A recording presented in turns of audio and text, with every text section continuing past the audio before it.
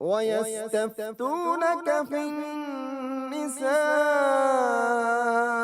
قُلِ اللَّهُ يُفْتِيكُمْ فِيهِنَّ وَمَا يُتْلَى عَلَيْكُمْ فِي الْكِتَابِ فِي يَتَامَى النِّسَاءِ۔ السلام علیکم ورحمۃ اللہ وبرکاتہ۔ موجودہ حالات کے تناظر میں اگر دیکھا جائے تو کچھ سوالات ایسے ہیں جن کا جاننا اور ان کو عام کرنا آج معاشرے کی اہم ضرورت ہے۔ اسی مقصد کے لیے ہم نے اس نشست کا اہتمام کیا ہے محترمہ رضیہ مدنی صاحبہ کے ساتھ، جو کہ اسلامک انسٹیٹیوٹ کی ہیڈ ہیں اور تمام دینی حلقوں کی جانی پہچانی شخصیت ہے۔ جی آپا، اس سلسلے میں پہلا سوال میرا آپ سے یہ ہے کہ اگر کوئی بچی اپنے والدین کی مرضی کے خلاف نکاح کر لیتی ہے تو ایسی صورت میں پھر والدین کو کیا کرنا چاہیے؟ آپ نے معاشرے کی ایک دکھتی رگ پر ہاتھ رکھ دیا۔ آج کل کے جو ماحول میں یہ ہر چوتھے گھر کا مسئلہ ہے۔ بچیاں نیٹ کی وجہ سے اور اس بڑھتی ہوئی آزادی کی وجہ سے، جو کہ آج کے دور کا خاصہ ہے، شادی بیاہ میں اپنے والدین کی رضامندی ضروری نہیں سمجھ رہی۔ اب اس میں نقصان کس کا ہے، فائدہ کس کا ہے؟ وہ والدین جو اپنی اولاد کو بڑی محبتوں سے پالتے ہیں، ان کی ایک ایک ضرورت کا خیال رکھتے ہیں، ان کی تعلیم کا، ان کی تربیت کا، ان کے لباس کا، ان کے کیریکٹر کا۔ جب بچیاں ذرا بڑی ہو جاتی ہیں تو وہ یہ سمجھتی ہیں کہ اب ہمیں والدین کی رہنمائی کی شاید ضرورت نہیں رہی، اور خاص طور پر یہ جو شادی کی عمر ہوتی ہے اس میں بچیاں زیادہ ہی جذباتی ہوتی ہیں۔ جی، اور آپ نے بالکل صحیح بات کی کہ میڈیا بہت اہم رول پلے کر رہا ہے اس معاملے میں، جو بچیوں میں یہ چیزیں بڑھتی چلی جا رہی ہیں، جو ہمیں ڈرامے دکھائی جا رہے ہیں، جو ہماری تربیت کی جا رہی ہے، یہ بہت سی باتیں مل کے اس ایشو کو پیدا کر رہی ہیں۔ اب ایک بچی نے والدین کی مرضی کے خلاف اس کی کہیں ایڈجسٹمنٹ ہو گئی، اس نے نکاح کر لیا۔ اب والدین کو کیا کرنا چاہیے؟ اس مسئلے میں بہت سے ایشوز اور ہیں۔ لڑکی نے یہ قدم کیوں اٹھایا؟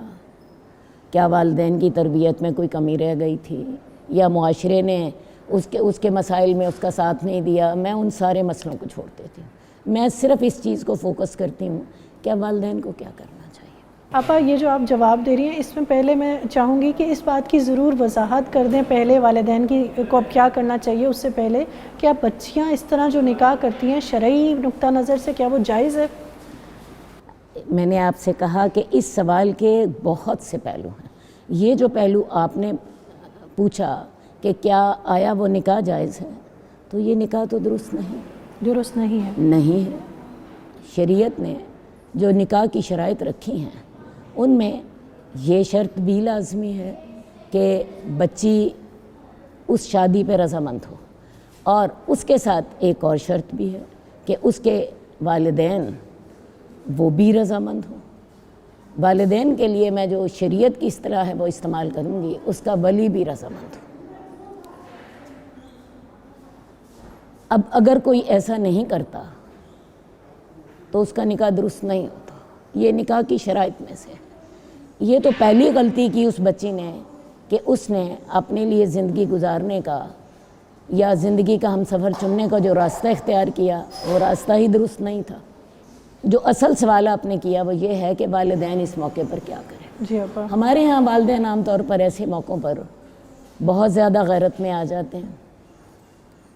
بہت سے والدین جو ہیں وہ ان کا کہنا یہ ہوتا ہے کہ اگر بچی ہمارے گھر واپس آئی تو ہم اسے زندہ نہیں رہنے دیں گے، اس کے شوہر کو بھی زندہ نہیں رہنے بعض دیں اوقات گے، واپس آنے سے پہلے جب انہیں خبر ملتی ہے تو ہی وہ قتل کروانے کا تو ہی وہ قتل کے لیے تیار ہو جاتے ہیں۔ اور بہت دفعہ ایسا بھی کرتے ہیں کہ بیٹی کو کسی بہانے سے بلا کے بیٹی کو اور اس کے شوہر کو قتل کرتی ہے۔ جی بالکل۔ ایک دوسرا طریقہ ان کا یہ بھی ہوتا ہے، اس کے خلاف وہ عدالت میں جاتے ہیں اور عدالت میں جا کے وہ چاہتے ہیں کہ عدالتی چارہ جوئی کریں۔ تو میں ان دونوں طریقوں کے بارے میں آپ کو بتانا چاہتی ہوں۔ سب سے پہلے تو آ جائیے اس سلسلے کی طرف کہ والدین نے فرض کیا اس کو قتل کرنے کا ارادہ کر لیا۔ والدین کو نہ کہیے بلکہ والد اور بیٹے، عام طور پہ مرد ہی اس معاملے میں غیرت مند ہوتے ہیں۔ تو جہاں تک شریعت کا تعلق ہے، شریعت اس بارے میں قطعی کلیئر ہے کہ ایسا نہیں ہونا چاہیے۔ حضرت عویمر اجلانی جو ہیں، ان کی حدیث بخاری اور مسلم میں موجود ہے۔ انہوں نے رسول اللہ صلی اللہ علیہ وسلم سے سوال کیا تھا، یا رسول اللہ، اگر کوئی شخص اپنی بیوی کو کسی غیر مرد کے ساتھ گناہ کی حالت میں دیکھ لے تو وہ کیا کرے؟ اگر وہ اسے قتل کر دے تو آپ اسے قصاص میں قتل کر دیں گے، وہ کیا یعنی کرے؟ شرعاً یہ قتل کرنے کی اجازت یعنی ان الفاظ کو ہی آپ سمجھیے۔ ان کے الفاظ یہ تھے کہ یا رسول اللہ، اگر کوئی آدمی اپنی بیوی کو کسی غیر مرد کے ساتھ گناہ کی حالت میں دیکھ لے تو وہ کیا کرے؟ اگر تو وہ اسے غیرت میں آ کے قتل کرتا ہے تو آپ اسے قتل کر دیں گے، اسے کیا کرنا چاہیے؟ اس پر اللہ تعالیٰ نے سورہ نور کی آیت نمبر 6، 7 اور 8 میں اس مسئلے کا حل پیش کیا۔ وہ ایک علیحدہ تفصیل ہے۔ صرف میں آپ کو بتانا یہ چاہتی ہوں کہ ایک خامد اپنی بیوی کے بارے میں جتنا غیرت مند ہوتا ہے، ایک باپ اپنی بیٹی کے بارے میں اتنا غیرت مند نہیں ہوتا، کیونکہ بیوی خامن کی بھی عزت ہوتی ہے۔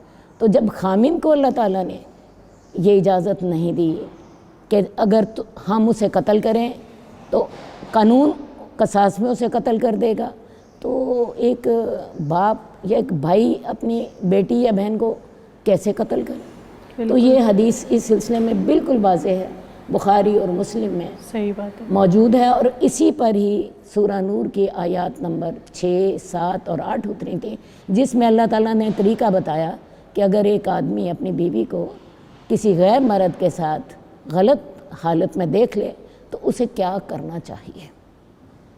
یعنی یہ حل نہیں اسے بتایا گیا کہ وہ اسے قتل کرے، بلکہ اس کے لیے عویمر اجلانی رضی اللہ تعالیٰ عنہ کے الفاظ ہی کافی ہیں کہ اگر وہ آدمی اسے قتل کرے تو یا رسول اللہ آپ تو اسے قتل کر دیں گے قصاص میں۔ تو یہ الفاظ واضح کر رہے ہیں۔ تو لہٰذا ایک باپ کا یا ایک بھائی کا اپنی بہن کو یا بیٹی کو قتل کرنا اور اس کے ساتھ اس کے شوہر کو قتل کرنا، میرا خیال ہے آپ خود اس سلسلے میں فیصلہ کر ظلم کے کچھ نہیں، اس کا خود فیصلہ کر لیجئے اس حدیث کی روشنی میں اور سورہ نور کی ان آیات کی روشنی میں۔ مسئلہ سارا یہ ہے کہ ہمارے یہاں چونکہ دین کے بارے میں کسی کو علم نہیں ہوتا، اس لیے سوائے شیطانی غصے کے اور کوئی حل لوگوں کو نظر نہیں آتا۔ جہاں تک دوسرا حل ہے کہ والدین عدالت میں جائیں، تو یہ میں بات واضح کروں گی کہ ہماری عدالتوں میں جو قوانین چل رہے ہیں ان کا تعلق اسی برٹش لاء سے ہے جو انگریز جاتے ہوئے یہاں چھوڑ گیا تھا۔ ہم نے ان قوانین میں تھوڑے سے پیچز لگا لیے اور سمجھا کہ شاید وہ اسلام کے مطابق بن گیا ہے، لیکن صحیح بات یہی ہے کہ یہ تمام وہی ہمارا سسٹم چل رہا ہے جو کہ انگریزوں کا چھوڑا ہوا ہے۔ اب عدالت میں اگر والدین جاتے ہیں تو عدالت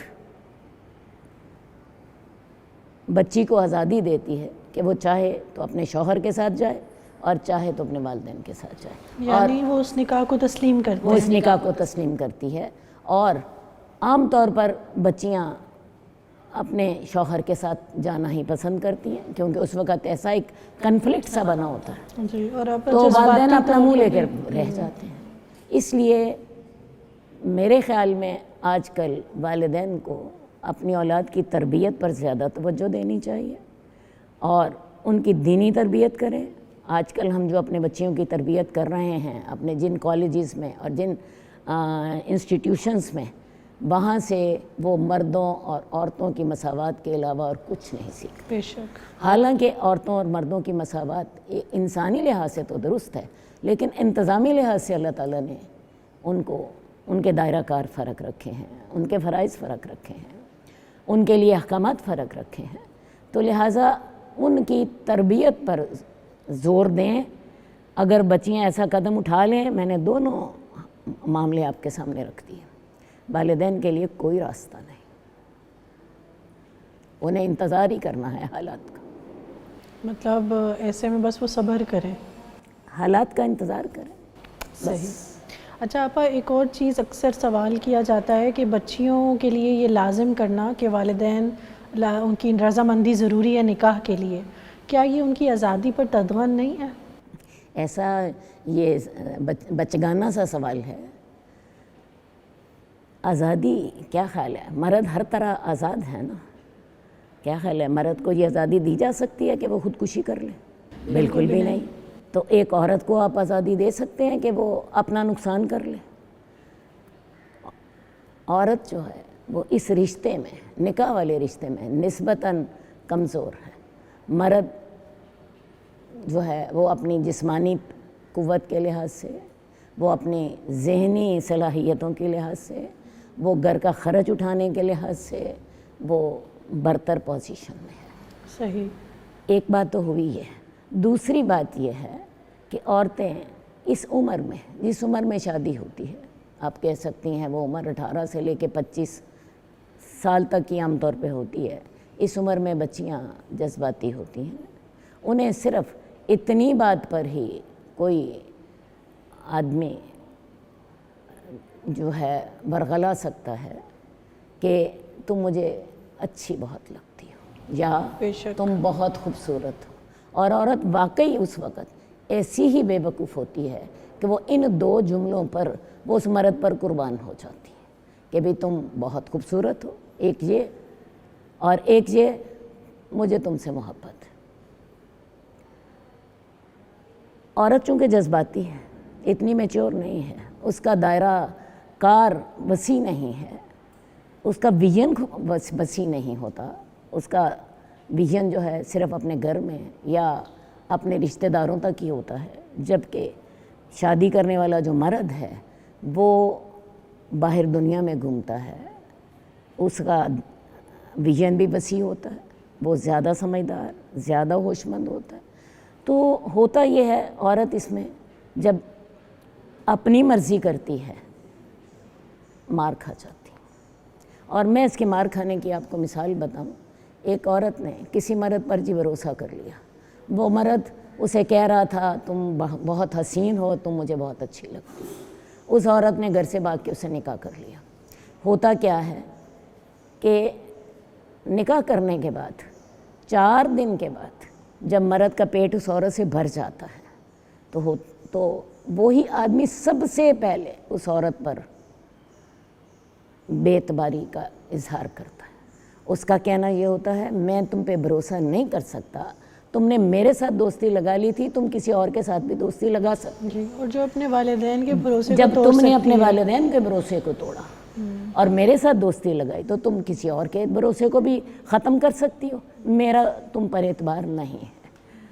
اور اس موقع پر جب جس کی خاطر اس نے اپنی ساری عزت، اپنی عصمت، اپنا کردار قربان کیا تھا، جب وہی اس کے ساتھ یہ سلوک کرتا ہے تو پھر میں آپ کو بتاؤں اس وقت عورت کا حال یہ ہوتا ہے کہ وہ سوچ رہی ہوتی ہے کہ 4 گولیاں اس کو مارے اور 4 گولیاں اپنے سر میں۔ اور آپ ایسے واقعات آئے دن نظر بھی اور آتے ہیں۔ ایسے واقعات آئے دن نظر آتے ہیں کہ جب اس طرح کی لو میریجز کے بھوت سر سے اترتا ہے تو مرد کی بھی آنکھیں کھلتی ہیں، عورت کی بھی آنکھیں کھلتی ہیں، اور پھر خودکشی کے واقعات ہوتے ہیں۔ صحیح اور میں آپ کو بتاؤں پھر ایسی عورت جس پر اس کا خاوند بھی اعتبار نہیں کرتا اور خاوند بھی اس کو دھکے دینے کو تیار ہوتا ہے، تو اس عورت کا پھر ٹھکانہ اس بازار کے علاوہ اور کہیں نہیں ہوتا۔ کیونکہ آپ obviously گھر کے ماں باپ کے گھر کے دروازے وہ خود ہی کیونکہ بند ماں باپ کے کراتی ہے۔ دروازے تو اس نے خود بند کر دیے تھے، سسرال والے تو سوال ہی پیدا نہیں ہوتا اسے قبول کریں، سسرال والے تو اس لڑکی کو قبول کرنے کو تیار نہیں ہوتے جسے وہ 500 لوگوں کے ساتھ جا کر بڑی محبت اور بڑی چاہ سے بیاہ کر لائے تھے، اور جس لڑکی کا اس طرح کر کے وہ اکیلی اس نے نکاح کیا ہو تو سسرال والے تو اس کو شکل بھی دیکھنا پسند نہیں کرتے، اور میکے والوں کے دروازے اس نے اپنے لیے خود بند کر لیے۔ تو پھر ایسی لڑکی کا جس کی خاطر اس نے اتنا بڑا قدم اٹھایا، اس آدمی نے بھی جب اس پر بے اعتمادی کا اظہار کر دیا تو میں آپ کو بتاؤں اس کے لیے سوائے مایوسی اور مسائل کے اور کچھ بھی باقی نہیں۔ صحیح، تو پھر ایسی آزادی کا کیا کرنا؟ ایسی آزادی کا کیا فائدہ؟ اللہ تعالیٰ نے ولی کی صورت میں اسے ایک سوشل انشورنس دی تھی۔ ولی جو تھا وہ اس کے مسائل کو شادی سے پہلے بھی دیکھ رہا تھا، شادی کے بعد بھی دیکھ رہا تھا۔ ویسے بھی ایک بڑی پریکٹیکل بات میں آپ سے کروں، اس رشتے میں عورت نسبتاً نچلے والی پوزیشن پر ہے، اور یہ ایسی ظاہر بات ہے کہ سب کو نظر آتی ہے۔ اب خامند اسے تنگ کرتا ہے، خواہ اس نے اکیلے نکاح کیا یا اس نے سب کے ساتھ کیا۔ میں اس مسئلے کو بھی دونوں کے لیے میں بات کر رہی ہوں۔ اب عورت خود تو اس خامند سے پوچھ نہیں سکتی کہ تم مجھے تنگ کیوں کر رہے ہو، تم میرے لیے مسائل کھڑے کیوں کر رہے ہو، سسرال والے میرے لیے کیوں مسائل کھڑے کر رہے ہیں، ٹھیک ہے، خامند بیمار ہے، خامند نکھٹو ہے، سسرال کے مسائل ہیں، کچھ اور مسائل ہیں۔ اب عورت خود تو بات نہیں کر سکتی، لیکن اس کا ولی اس کی بیک پر ہے، وہ آگے مرد سے بات کرتا ہے۔ ولی ہمیشہ کھڑا ہوتا ہے پیچھے، ولی کھڑا ہوتا ہے، وہ باپ آگے پوچھتا ہے بھی میری بیٹی تنگ ہے، تم کیوں نہیں اس کے مسائل حل کرتے؟ اور اگر وہ مسائل حل کرنے کو تیار نہیں ہوتا تو ولی کا پھر کام کیا ہوتا ہے؟ وہ بیٹی کو اپنے گھر لے جاتا ہے، اپنے گھر اس کو پناہ دیتا ہے، اور لڑکے سے کہتا ہے کہ جب تک مسائل حل نہیں کرتے یہ میرے پاس رہے گی۔ صحیح بات ہے، ٹھیک ہے، یہ کام ولی نے ہی کرنا ہے، یہ کام لڑکی نہیں کر سکتی۔ اور جو اکیلی کسی کے ساتھ شادی کر لیتی ہے اپنی مرضی سے، وہ اپنے یہ سارے دروازے اپنے بند کر دیتی ہے، اپنے ہی ہاتھوں کلہاڑی اپنے ہاتھ پر مارتی ہے۔ صحیح بات ہے۔ تو یہ عورت اپنا نقصان خود کرتی ہے۔ اللہ تعالیٰ نے عورت کو کمزور سمجھتے ہوئے اسے ایک بہت بڑی سیکیورٹی دی تھی کہ ایک شخص جو کہ اس کی بیک پر کھڑا ہے، جو اس کے مسائل حل کر رہا ہے، جو اس کی خاطر اس کے خامند سے بات کر سکتا ہے۔ اور میں آپ کو ایک بات پھر بتاتی چلی جاؤں، یہ جو شادی کا ایگریمنٹ ہوتا ہے نکاح کا، یہ عورت اور مرد کے درمیان نہیں ہوتا، یہ عورت کے ولی اور دلہا کے درمیان ہوتا ہے۔ اور اس میں عورت کا ولی دلہا سے یہ یقین چاہتا ہے کہ جس بیٹی کو میں نے بڑے ناز و نعم سے پالا تھا، بڑی محبت سے پالا تھا، اس کی ذمہ داری میں تمہیں دے رہا ہوں، قبول کرتے ہو؟ اور وہ کہتا ہے قبول۔ کتنی بڑی بات ہے نا، جو سمجھنے کی ضرورت ہے۔ اور آج بھی ہم اتنا دین سے دور ہو گئے ہیں، آج بھی ہمارے نکاح جو ہیں لڑکی کے ولی اور دلہا کے درمیان ہو رہا ہوتا ہے۔ یہ شادی کا ایگریمنٹ عورت اور مرد کے درمیان نہیں ہوتا۔ اور جب عدالتیں جو ہیں ان کے پاس چلے جاؤ تو عدالتیں کورٹ میرج کو تسلیم کر کے ولی کو بیچ میں سے نکال دیتی ہے۔ تو لہٰذا ان کا جو ہوتی ہے فیور، وہ ساری کی ساری لڑکی کے لیے ہوتی ہے۔ لڑکی نے اپنے پاؤں پر بھی کلہاڑی ماری، لڑکی نے خود نکاح اپنا غلط کیا، اور اس کے نتائج بھی لڑکی ہی بھگتتی۔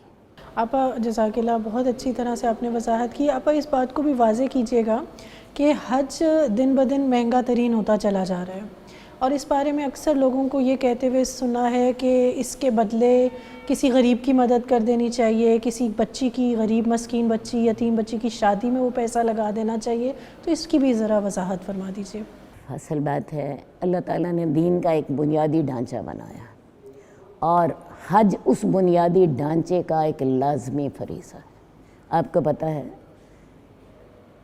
اسلام نے جو فرائض عائد کیے ہیں ان میں سے حج لازمی ہے۔ صحیح۔ اس میں پہلا فریضہ ہے ایک شہادتین کا، دوسرا فریضہ ہے نماز قائم کرنے کا، تیسرا فریضہ ہے زکوٰۃ دینے کا، چوتھا فریضہ ہے روزے رکھنے کا، اور پانچواں فریضہ ہے حج کرنے کا۔ اب حج کے بارے میں سورہ آل عمران میں اللہ تعالیٰ واضح طور پہ کہتے ہیں کہ اللہ تعالیٰ نے اللہ اپنے گھر کا حج فرض کیا ہے ہر اس شخص کے لیے جو راستے کی طاقت رکھے۔ اور راستے کی طاقت سے مراد کیا ہے؟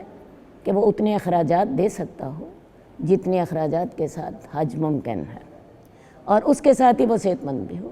عورت کے لیے ایک مزید شرط بھی ہے کہ عورت کے ساتھ اس کا محرم بھی ہو۔ اب یہ تو ہو گئی حج کی استطاعت۔ تو جس شخص کو حج کی استطاعت ہے اس پر حج فرض، ٹھیک ہے جی۔ اب یہاں تک تو بات ہوئی ایک پازیٹیو۔ اگلی آیت کا جو حصہ ہے وہ بڑا خوفناک ہے۔ لوگوں کے لیے لازم ہے کہ اگر وہ استطاعت رکھتے ہوں تو اللہ کے گھر کا حج کریں۔ اگلا حصہ کیا ہے؟ وَمَنْ كَفَرَ فَإِنَّ اللَّهَ غَنِيٌّ عَنِ الْعَالَمِينَ۔ جو کفر کرتا ہے تو اللہ تمام جہان سے بے نیاز ہے۔ یہاں پہ اللہ نے یہ نہیں کہا جو حج نہیں کرتا، اللہ نے کہا جو حج نہیں کرتا وہ اصل میں کفر کر رہا ہے، اور جس نے استطاعت کے باوجود حج نہیں کیا اس نے کفر کیا۔ اور ساتھ ہی الفاظ بڑے خوفناک ہیں کہ اللہ تمام جہان سے بے نیاز ہے، اللہ کو نہ تمہارے حج کی ضرورت نہ تمہارے کسی اور عمل کی ضرورت، اللہ تمام دنیا سے بے نیاز ہے۔ تو یہ اتنا خوفناک جو اللہ تعالیٰ نے انداز اختیار کیا ہے، یہ ہمیں بتاتا ہے کہ حج کی فرضیت کس حد تک ہے۔ اگر انسان حج نہیں کرتا استطاعت کے باوجود تو قرآن اس کو کفر کا فتویٰ لگاتا ہے۔ وَمَنْ كَفَرَ فَإِنَّ اللَّهَ غَنِيٌّ عَنِ الْعَالَمِينَ۔ جو کفر کرتا ہے، اللہ یہ نہیں کہتے جو حج نہیں کرتا، اللہ کہتے ہیں جو کفر کرتا ہے، استطاعت کے باوجود حج نہیں کرتا وہ کفر کر رہا ہے، اور اگر جو کفر کرتا ہے اللہ کو تمام جہان کی پرواہ نہیں، ٹھیک، یعنی اللہ تمام جہان سے بے نیاز۔ نیکیاں اپنی طرف، مگر یہ تو فرائض میں سے، یہ فرائض میں سے، اور فرائض بھی ایسے کہ جس نے اس فرض کو ادا نہ کیا وہ اپنے ایمان کی سلامتی کا فکر کر لے، کیونکہ اللہ نے لفظ وہاں پہ استعمال کفر کے کیا ہے۔ اب اس کے بارے میں انسان یہ بہانے لگائے کہ جی غریب بچیوں کی شادی کرنی ہے اور فلاں نیکی کرنی ہے، تو میں آپ پہ ایک بات واضح کرنا چاہتی ہوں۔ حج جس معاشرے میں فرض ہوا اس معاشرے میں انتہائی غربت تھی، انتہائی غربت تھی، تو اللہ تعالیٰ کو پتہ نہیں تھا کہ یہ لوگ غریب ہیں۔ اللہ تعالیٰ یہی حکم دے دیتے کہ حج کے اخراجات کی بجائے یہ غریب لوگوں کے کھانے پینے کا انتظام کریں۔ صحیح بات ہے، کیونکہ آپ غزوہ احد میں ہی کتنی گھروں میں عورتیں بیوہ ہوئی، بچے یتیم ہو گئے، تو اللہ تعالیٰ نے ان ساروں کے باوجود حج فرض کیا۔ دوسری بات ایک اور میں آپ کو بتا دوں، حج پر تو آپ کے لگیں گے کوئی دیکھو جی زیادہ سے زیادہ آپ کے لگ گئے 8-9 لاکھ لگ گئے۔ آج اس سال سرکاری جو حج تھا اس میں کوئی 7-8 لاکھ تھے، آپ چلو جی 9-10 لاکھ لگا لو، اور لڑکیوں کی شادی پہ تو ہمارے ہاں لاکھوں لگتے ہیں۔ جو ہم نے آج کل اپنا ایک سٹینڈرڈ بنا لیا ہے، تو لہٰذا اس شادیوں کو سادہ کریں اور حج کو ادا کریں۔ صحیح، مطلب شادی پہ اتنا سپینڈ کرنے کی ضرورت کیا ہے؟ وہ شریعت نے نہیں لگائی، ویسے ہی آسان بنانے کی، وہ تو سارے آپ کے رسم و رواج ہیں۔ ٹھیک، آپ اسی طرح ابھی آپ نے کہا تھا کہ جو حج استطاعت میں عورت کے لیے یہ شرط ہے کہ اس کے ساتھ محرم بھی ہو۔ جی ہاں، عصر حاضر میں ہم دیکھتے ہیں کہ سفر بہت آسان ہو گیا ہے، تو ایسی صورت میں حج کا مقدس فریضہ ہے، اور اس میں اگر کوئی خود اکیلے عورت جانا چاہتی ہے تو شریعت اس سے روکتی کیوں ہے کہ وہ اکیلے سفر نہ کرے؟ شریعت نے تو آپ کو ساری آسانیاں دی ہیں۔ ایک عورت 1 دن اور رات کا سفر محرم کے بغیر کر سکتی ہے۔ سعودی عرب کا سفر صرف 4 گھنٹے کا ہے، یہاں سے کسی محرم نے بٹھا دیا، وہاں سے کسی محرم نے وصول کر لیا، اور حج کے دوران کوئی تنہائی نہیں ہے، بہت سے لوگ ہوتے ہیں، لہٰذا عورت اکیلی بھی جا سکتی ہے۔ مسئلہ یہ ہے کہ حج سارا مسلسل سفر، صحیح، آپ یہاں سے مکہ جاتے ہو، مکہ کے بعد آپ حج کے لیے چلے جاتے ہو، 5 دن سفر ہی سفر ہے۔ کبھی آپ عرفات جا رہے ہو، کبھی آپ مینا جا رہے ہو، کبھی مینا سے واپس مکے آ رہے ہو، کبھی آپ جو ہے مکہ سے مدینہ جا رہے ہو زیارت کے لیے، تو یہ سارے کا سارا سفر در سفر ہے۔ تو ایک بات تو یہ سمجھ لیجیے۔ دوسری بات میں آپ کو اپنے 2 واقعات صرف بتا دوں گی۔ میں نے جب پہلی دفعہ حج کیا تو میں رمی جمار نہ کر سکی، مجھے شوق تھا کہ میں رمی جمار خود کروں۔ اگلی دفعہ جب اللہ نے مجھے موقع دیا تو میں نے رمی جمار خود کرنے کا ارادہ کیا، اور میں نے مدنی صاحب سے کہا کہ میں آپ کے ساتھ جاؤں گی۔ خیر جی وہ مجھے لے گئے، وہاں پہ اتنا رش تھا کہ میرا تو جو حال ہوا، مدنی صاحب کی اینک اتر گئی، مدنی صاحب کے جو کپڑے ادھر ادھر ہو گئے، ٹھیک ہے، اور میں نے پھر اس وقت اللہ سے وعدہ کیا، میں نے کہا اللہ آئندہ میں نہیں رمی جمار کے لیے آؤں گی۔ میں نے غلطی کی، میں نے پہلی دفعہ ٹھیک کیا تھا، آئندہ میں نہیں رمی جمار کے لیے آؤں گی، ٹھیک ہے۔ ایک واقعہ بتاؤں۔ دوسرا واقعہ میں آپ کو بتاؤں کہ میں وہاں پہ ایک دفعہ ہم مدینے سے آ رہے تھے اور ڈائریکٹ ہمیں پہلی دفعہ بیت اللہ میں جانا تھا، تو میں نے سوچا کہ ہم بڑی اچھی طرح طہارت کے ساتھ ہم بیت اللہ میں جائیں، تو میں نے اپنا بیگ جس میں پاسپورٹ بھی تھا اور سارا کچھ تھا مدنی صاحب کو دے دیا، اور میں نے ان سے کہا کہ آپ میرا انتظار کریں اور میں جو طہارت خانے انڈر گراؤنڈ ہوتے ہیں بیت اللہ کے بالکل سامنے، میں وہاں چلی گئی۔ وہاں مجھے کوئی 10-15 منٹ لگ گئے، رش ہوتا ہے ظاہر، رش ہوتا ہے، تو میں باہر نکلی ہوں تو مجھے تو مدنی صاحب کہیں نظر نہیں آئے۔ میں نے وہاں پہ جو شرطے تھے ان سے بھی رابطہ کیا، میں نے ادھر ادھر کوئی گھنٹہ میں نے سڑکیں دیکھیں، مجھے کہیں مدنی صاحب نہیں نظر آئے، اور میں نے سوچا میں کھو گئی۔ حالانکہ میں کوئی اپنے آپ کو کوئی بیوقوف عورت نہیں سمجھتی، میں نے دنیا دیکھی ہے، اور میں سمجھتی ہوں کہ اگر میرے جیسا آدمی گھوم سکتا ہے وہاں پہ تو عام عورت کا کیا حال ہوگا۔ خیر بات میں پوری کروں، کوئی گھنٹہ جب میں کھپ گئی، رونے لگ گئی، میں نے 10 آدمیوں سے بات کی، میں عربی میں بھی رابطہ کر لیتی تھی، میں نے ان سے بات کی، ہوا کیا کہ اچانک مجھے ایک جگہ پہ مدنی صاحب بیٹھے ہوئے نظر آ گئے، وہی سڑکیں تھیں ایک جیسی ساری، اور میں نے ان کو جا کے کہا، میں نے کہا آپ کہاں گئے تھے؟ کہنے لگے میں تو اسی وقت سے یہاں بیٹھا ہوں۔ تو یہ حال ہوتا ہے ایک نئی جگہ پہ جا کے، بالکل ایسے ہی ہے، ایک نئی جگہ پہ جا کے ساری سڑکیں ایک جیسی ہیں اور آپ ایک نئی جگہ پہ ہیں، اور پھر آپ حیران پریشان محرم کو ملنے کے بعد ایک دم تسلی ہو جاتی ہے کہ وہ ہمارا معاملہ جی، اور پھر ہم آنکھیں بند کر کے ان کے پیچھے چل پڑتے ہیں۔ جمعہ جب وہاں پہ ہوتا ہے، مجھے پتہ ہے کہ کیسے مدنی صاحب اور ان کے ساتھ ان کے بھائی تھے، یہ دونوں میرے لیے آگے راستہ بنا رہے تھے اور میں ان کے پیچھے پیچھے چل رہی تھی۔ تو وہاں پہ اتنا رش ہوتا ہے، حج کر رہے ہوتے ہیں، طواف کے اندر اتنا رش ہوتا ہے، تو آپ کو بہت سی جگہوں پہ مردوں کی ضرورت پڑتی ہے۔ یہ صرف سفر کا معاملہ نہیں ہے، 4 گھنٹے کا سفر آپ اکیلی کر لیں کوئی مسئلہ نہیں ہے، لیکن وہ جو آپ نے سفر کے دوران آپ کو 10 جگہیں پیش آئیں گی، وہاں پہ آپ کے ساتھ مرد کا ہونا ضروری ہے۔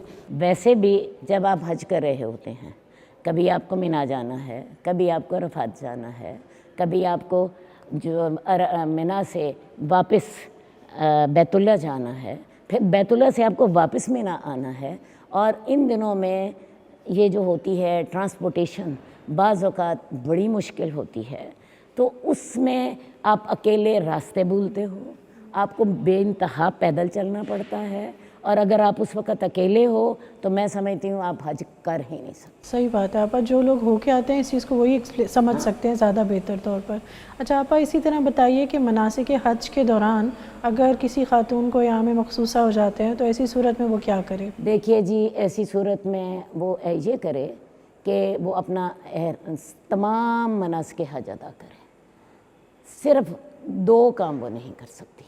ایک وہ طواف افاضہ نہیں کر سکتی جو اس کو 10 تاریخ کو کرنا تھا، اور ایک وہ سعی نہیں کر سکتی، ورنہ وہ احرام بھی باندھے گی، وہ مینا بھی جائے گی، وہ عرفات بھی جائے گی، وہ رمی جمار بھی کر سکتی ہے۔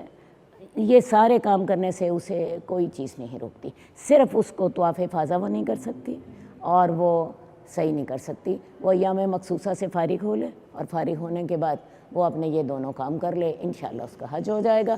یا پھر اس کو ایسا کر لینا چاہیے کہ اگر اسے فکر ہے تو وہ دوائی کھا لے ڈاکٹر کے مشورے سے، کہ جو اس کے ان ایام کو تھوڑا سا لیٹ کرتے۔ علماء نے اس کے لیے بھی جواز کا فتویٰ دیا۔ اچھا آپا، اسی طرح وضاحت کیجیے گا کہ اگر احرام کی حالت میں شوہر اور بیوی کا تعلق قائم ہو جاتا ہے تو ایسی صورت میں پھر انہیں شریعت کیا رہنمائی دیتی ہے؟ دیکھیے جی، احرام کی پابندیوں میں 2 پابندیاں سب سے اہم ہیں۔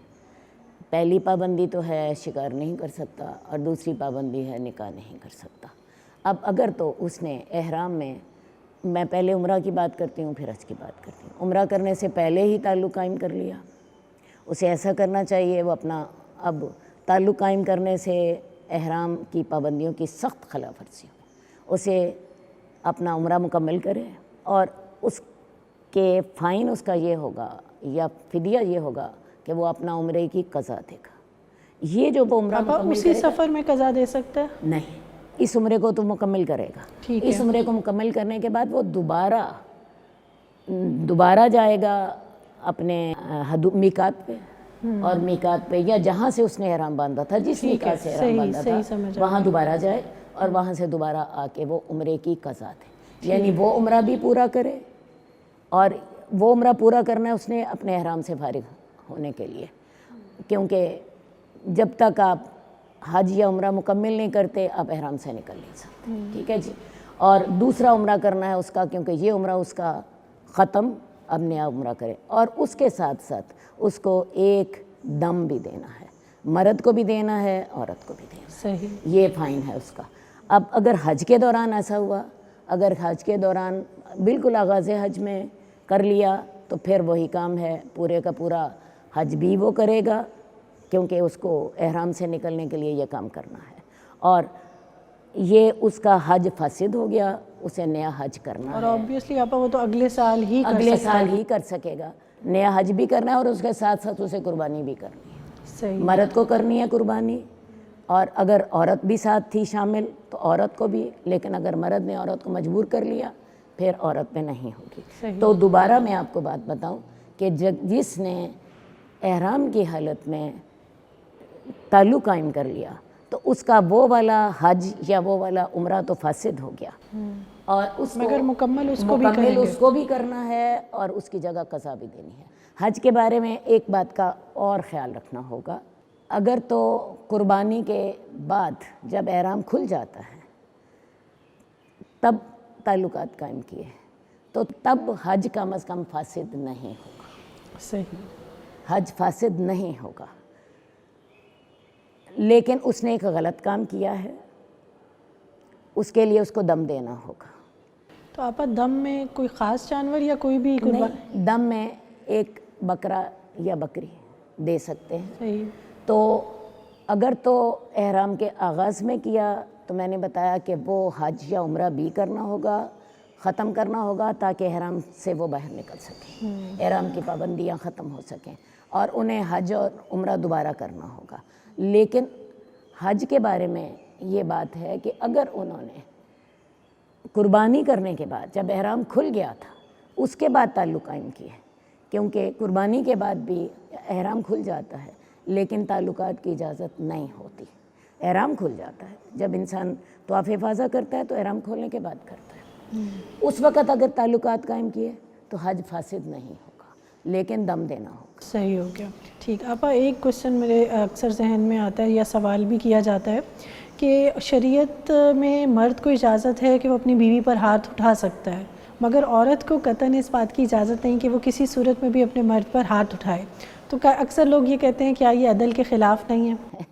میرا خیال یہ ہے کہ میں بجائے آپ کو مسئلہ بتانے کے نا ایسا کرتے ہیں، آپ اس کا تجربہ کر کے دیکھیے، مرد ہاتھ اٹھا رہا ہے آپ بھی اس پہ ہاتھ اٹھا لیجئے، دیکھ لیے بھگت کا تو آپ ہی کو پڑے گا، صحیح بات ہے، ایک کی بجائے 10 پڑ جائیں گے، صحیح بات ہے، اور وہ آپ کو مرد جو ہے اتنا رگڑا لگائے گا کہ آپ کو سمجھ آ جائے، عورت اٹھا خود بھی مطلب تو کمزور لہٰذا ہے، اس کا تجربہ کر لیجئے۔ صحیح ہے، اصل بات ہے شریعت نے ہر وہ چیز ہمارے لیے جائز کی ہے جس کا ہمیں فائدہ ہے، اور جہاں بھی ہمیں نقصان ہے شریعت ہمارا برا نہیں چاہتی ہے، تو میں نے اسی لیے کہا کہ اس کا خود تجربہ کر کے دیکھ لیں۔